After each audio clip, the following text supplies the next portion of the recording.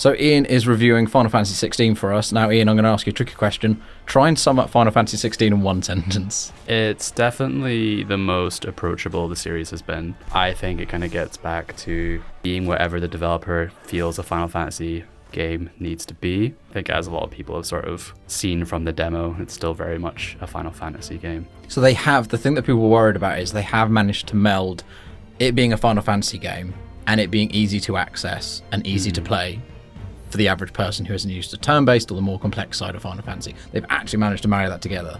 Yeah, so it kind of goes beyond like the simple design decision of trying to make action more akin to sort of something like Devil May Cry that's sort of more appealing. For example, there's an accessory that means whenever somebody attacks you, like you'll just sort of flawlessly dodge each time.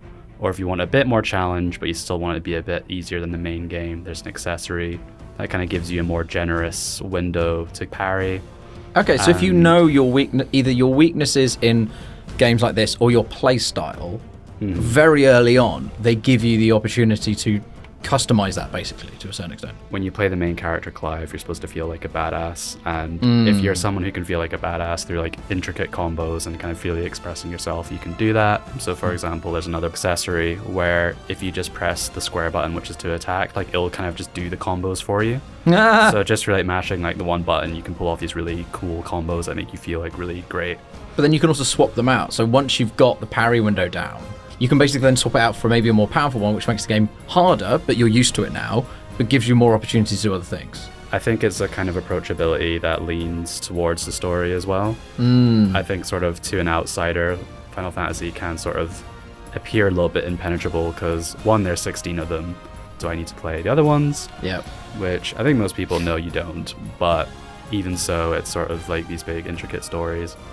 And even from the trailers, you can see that like they're talking about things that like are either ethereal or like there's giant titans and things involved, and you're like, "Whoa, hold on, this seems like a lot."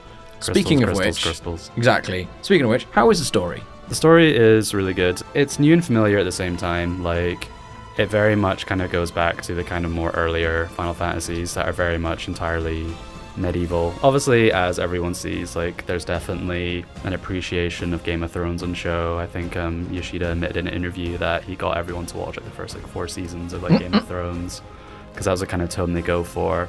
These grand spectacular fights, but obviously the fighting on the ground between the soldiers is very bloody. There's lots of that around. The tone is very kind of a little bit muddy and murky, and I think within minutes, sort of more heated sexual scenes. You can see it's pretty evident and clear what's inspired the team, right? Like, there's always that question Which is fine. Being inspired by Game of Thrones is not like a bad thing. We're not bashing this at all. It's just... Oh, yeah. I think that's the tone.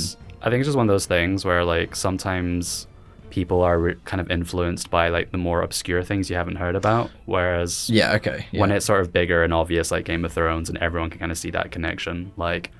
It's not a shadow that like looms over the game. Like there are kind of 1 or 2 moments where you're like, okay, yeah, I can probably see that, but then you can kind of like move on from it. You can probably see plenty, or at least a little bit of like The Witcher as well. Like Clive's a very kind of brooding sort of character and has the ability to sort of wield magic without a crystal, and the people who can do that in the game are called bearers. Much like how witches are viewed in that world, like they're not respected, scared of, don't like, but won't begrudge you because they know you're powerful.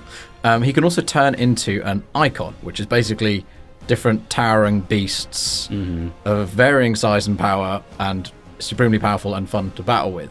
It looks amazing. Does it feel different when you're playing as them? Does it look great? Does the frame rate keep steady? What is that like? Aside from a few stuttering though, like the game runs really great. The Eikons is sort of a little bit of like a slow burn. Like they do kind of represent the spectacle that the game offers. Like when you kind of see them battling in the cutscenes, it's very good and it's very epic.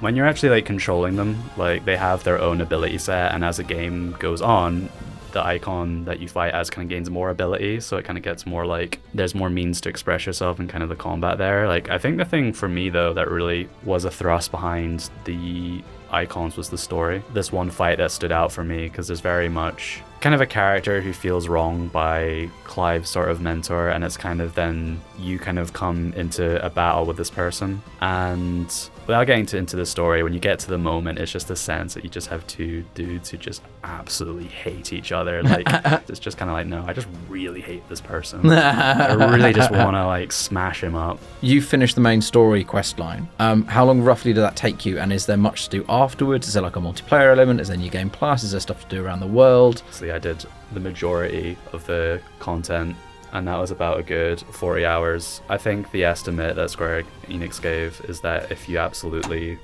turn over every stone and try everything, it could easily go up to 100. Okay. And there's still stuff to do after the main quest and stuff? Yeah, you get like a New Game Plus. How is that? Is it pushing you? I think it depends like on your background. For me, I'm having a blast of it. Like, I very much kind of grew up with things like Devil May Cry. Obviously, the combat director of Final Fantasy XVI, as plenty of people know, came over from Capcom and had worked on Devil May Cry, and it's obviously bringing a lot of that. Yeah. So for me, it's very much just like... You're enjoying the punishment. You're used to it. Yeah, it's the stuff I grew up with, so obviously it's just kind of like, yes, let's go. Nice. So with all that in mind then, what score have you given it out of 5? In the end, I kind of settled on 4.5 stars out of 5. Okay, great. And it comes out on the Thursday the 22nd of June. Yes. Well, hopefully that's informed you about Final Fantasy XVI, and if you want to buy it, I'm glad that it hasn't been a disappointment, because when we first saw this, there was a lot of people that went, oh, this could be a risk. So I'm glad that the director's vision that he's been allowed to do something different has actually worked out, because hopefully that'll mean that we get some more different Final Fantasy games and flesh out the world a bit, which would be fantastic. So thank you, Ian, and can't wait to start playing it.